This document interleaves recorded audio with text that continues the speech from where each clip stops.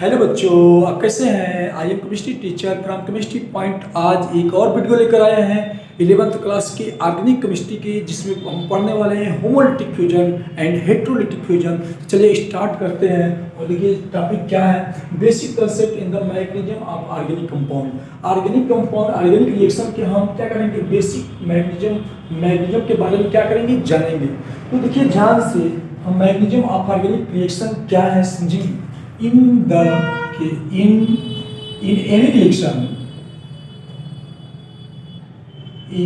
any reaction detail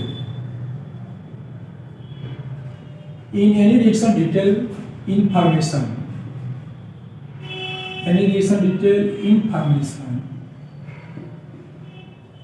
in any reaction detail information and systematic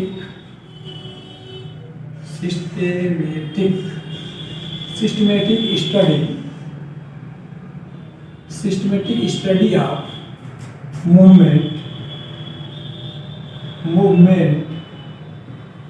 of electron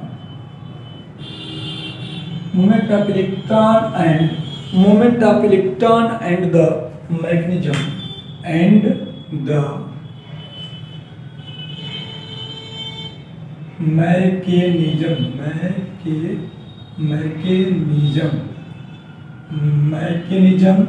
यानी कि electron and the mechanism of bond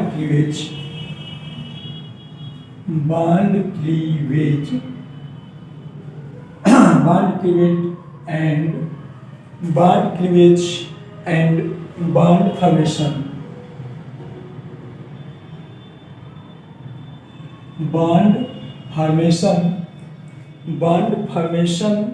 and the time of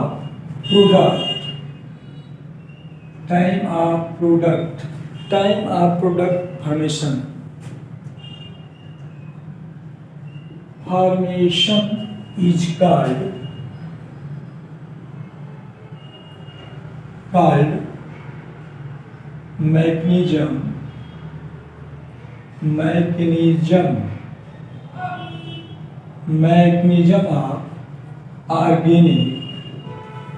called mechanism of organic reaction देखिए समझेंगे आप। फिर हम organic mechanism of organic reaction क्या है। In any reaction detail information and systematic study of the movement of electron and the mechanism of bond cleavage and the bond formation and the time of the product of the formation is called mechanism of organic reaction। तो mechanism of organic reaction के हम अंदर क्या करते हैं, किसका हम study, किसका इंफॉर्मेशन पढ़ते हैं। तो देखिए ध्यान से, क्या मूवमेंट ऑफ इलेक्ट्रॉन का घूमना, इलेक्ट्रॉन का गति करना, और mechanism of bond cleavage bond का टूटना, यानी इलेक्ट्रॉन की घूमना, बॉन्ड का टूटना, और फॉर्मेशन, बॉन्ड का फॉर्मेशन, और टाइम कितना बनने में लगा, इसके बारे में क्या करेंगे हम ऑर्गेनिक रिएक्शन के मैकेनिज्म में क्या करने वाले हैं, डिटेल क्या करने वाले हैं, स्टडी करने वाले हैं। तो डिटेल हम स्टडी किसका करेंगे, movement of electron, bond formation, bond cleavage formation and the times of the क्या है formation, time of the product of the formation. इस चारों के बारे में क्या करेंगे हम ऑर्गेनिक रिएक्शन की क्या करेंगे हम डिटेल जानेंगे कि बॉन्ड कैसे टूटता है, बॉन्ड कैसे फ्यूजन होता है, और टाइम जो होता है the time product of formation, time के अनुसार प्रोडक्ट कैसे बनता है, बॉन्ड मैकेनिज्म बॉन्ड का क्लीवेज कैसे टूटता है, इसके बारे में हम क्या करेंगे डिटेल ऑर्गेनिक रिएक्शन में क्या करेंगे जानने वाले हैं मैकेनिज्म ऑफ ऑर्गेनिक रिएक्शन। तो मैकेनिज्म ऑफ ऑर्गेनिक रिएक्शन आप लोग नोट कर लिए होंगे। फिर हम एक बार समझाएंगे। In any reaction detail information and the systematic study movement of electron and the mechanism of bond cleavage and the bond formation and the times of the product of the formation is called क्या है mechanism of organic reaction. तो mechanism of organic reaction के अंदर हम क्या क्या पढ़ने वाले हैं, movement of electron, bond formation, the product of the bond formation, इसके बारे में क्या करेंगे हम डिटेल जानने वाले हैं। तो आप लोग को आई होप आप लोग को समझ में आया होगा मैकेनिज्म ऑफ ऑर्गेनिक रिएक्शन क्या है। चलेंगे हम मैकेनिज्म ऑफ ऑर्गेनिक रिएक्शन में हम क्लीवेज ऑफ क्या करेंगे कोवलेंट बॉन्ड, यानी कोवलेंट बॉन्ड की हम क्या करेंगे फ्यूजन के बारे में पढ़ेंगे। तो types of cleavage of covalent bond कितने टाइप होते हैं, तो there are two types of cleavage of covalent bond. कौन कौन, होमोलिटिक एंड हेट्रोलिटिक। हम डिटेल जानेंगे होमोलिटिक और किसके बारे में, हेट्रोलिटिक के बारे में।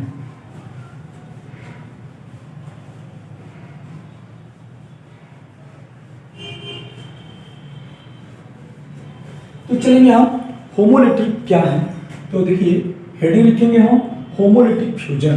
क्या लिखेंगे हम, होमोलिटिक फ्यूजन। तो पहले तो जानेंगे हम cleavage of covalent bond. Cleavage of covalent bond, covalent bond टूटता है तो कितने तक टूटता है, तो फर्स्ट नंबर क्या है, होमोलिटिक फ्यूजन, होमोलिटिक फ्यूजन। और दूसरा क्या हम जानेंगे, हेट्रोलिटिक फ्यूजन।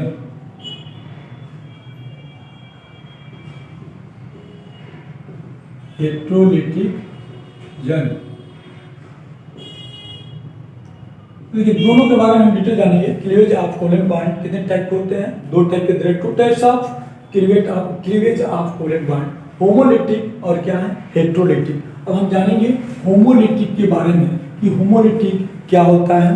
देखिए ध्यान से, जब कोवलेंट बॉन्ड ब्रेक होता है और जो शेयर के इलेक्ट्रॉन होते हैं सेपरेट अलग अलग एलिमेंट के पास चले जाते हैं, तो हम उसको बोलते हैं होमोलिटिक फ्यूजन। क्या बोलते हैं उसको, होमोलिटिक फ्यूजन।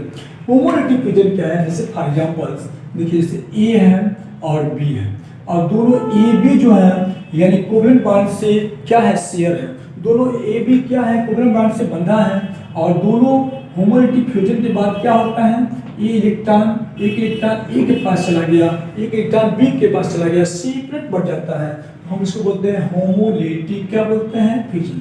क्या बोलते हैं उसको, होमोलिटिक फ्यूजन। क्या बोलते हैं उसको, homolytic fusion.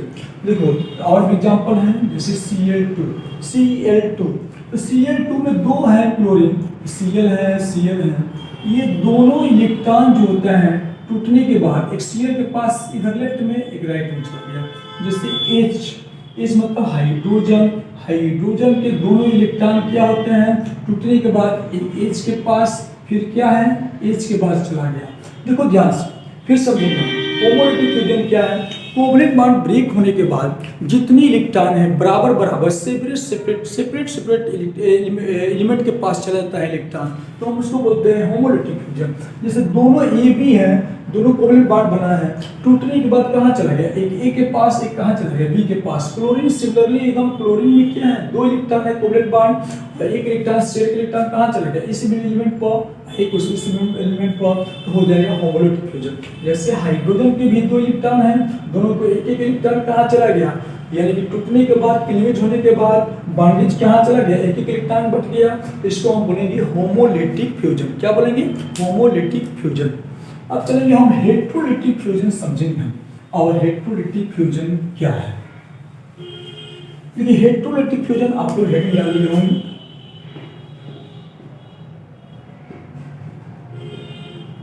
Heterolytic fusion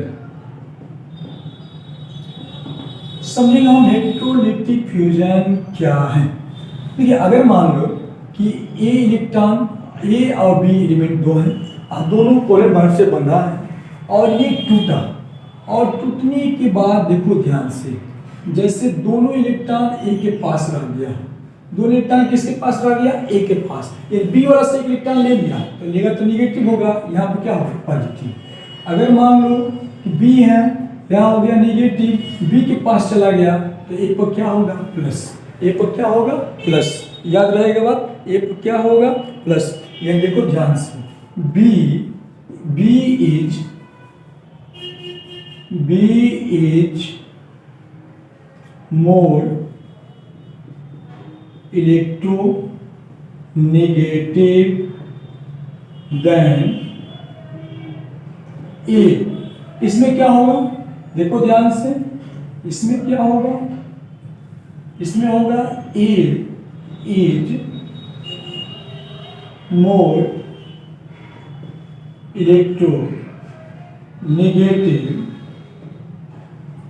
electronegative than B.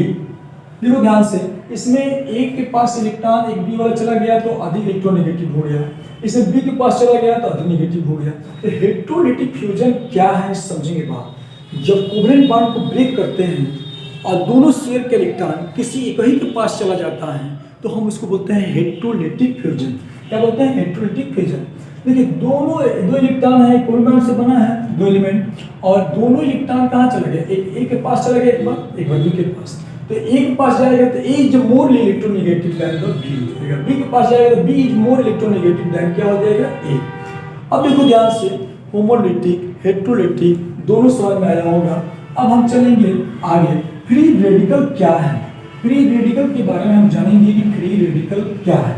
तो फ्री रेडिकल क्या होता है, अभी हम देखे थे, जैसे ए दोनों ए बी दोनों कोवलेंट बॉन्ड है और ए के पास फ्यूजन होने के बाद ए के पास बी के पास इलेक्ट्रॉन चला गया, जैसे Cl लिखे थे इसको, यानी कि होमोलिटिक फ्यूजन में तो Cl के पास इलेक्ट्रॉन चला गया, एक Cl के पास यहाँ चला गया। जैसे H दो इलेक्ट्रॉन है, H यहाँ भी चला गया एक इलेक्ट्रॉन, यहाँ चला गया एक इलेक्ट्रॉन। तो देखो ये क्या है, फ्री रेडिकल है, यही क्या है, फ्री रेडिकल है। यानी कि जब सेपरेट इलेक्ट्रॉन बढ़ जाता है एक ही इलेक्ट्रॉन तो ये क्या है, यही क्या है, फ्री इलेक्ट्रॉन है, यही क्या है, फ्री रेडिकल बोलते हैं इसको। क्या बोलते हैं? Free radical.